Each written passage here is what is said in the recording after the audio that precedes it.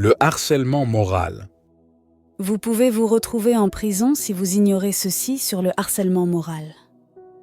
Si je fais une remarque désobligeante à un collègue, est-ce du harcèlement moral?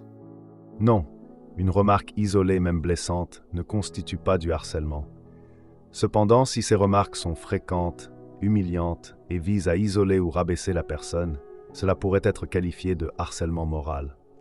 Si je surveille constamment le travail d'un employé et que je lui reproche tout, même des détails insignifiants, est-ce du harcèlement?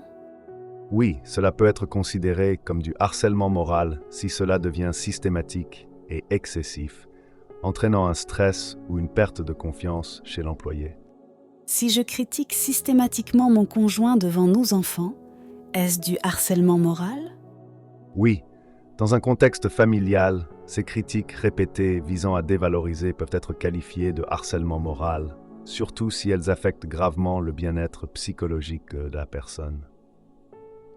Si je partage des rumeurs ou mensonges sur une personne au travail, est-ce du harcèlement moral? Oui, diffuser des rumeurs pour isoler ou discréditer quelqu'un est une forme de harcèlement moral. Cela peut provoquer un environnement toxique et nuire à la réputation de la personne visée. Si j'ignore ou exclus constamment un collègue ou un camarade de classe, est-ce du harcèlement moral? Oui, l'exclusion répétée ou l'isolement intentionnel peuvent être considérés comme du harcèlement moral, car ils impactent la santé mentale et la dignité de la personne. Que faut-il retenir pour éviter d'être accusé de harcèlement moral?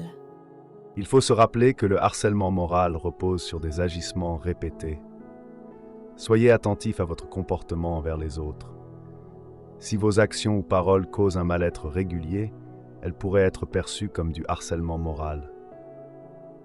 Il faut noter que le harcèlement moral, défini par l'article 222-33-2 du Code pénal, est puni de 2 ans d'emprisonnement et de 30 000 € d'amende.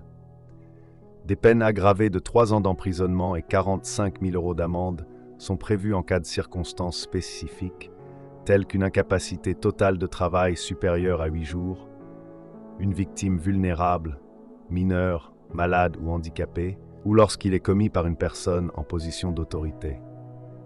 En milieu professionnel, des sanctions disciplinaires, comme le licenciement ou la révocation, peuvent s'ajouter aux peines pénales. De plus, la loi protège les victimes. Les auteurs de harcèlement moral risquent des sanctions civiles et pénales. Pour éviter toute ambiguïté, optez toujours pour une communication respectueuse et bienveillante, que ce soit au travail, en famille ou ailleurs.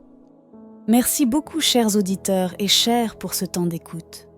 N'oubliez pas de vous abonner, d'aimer et de partager, car nul n'est censé ignorer la loi.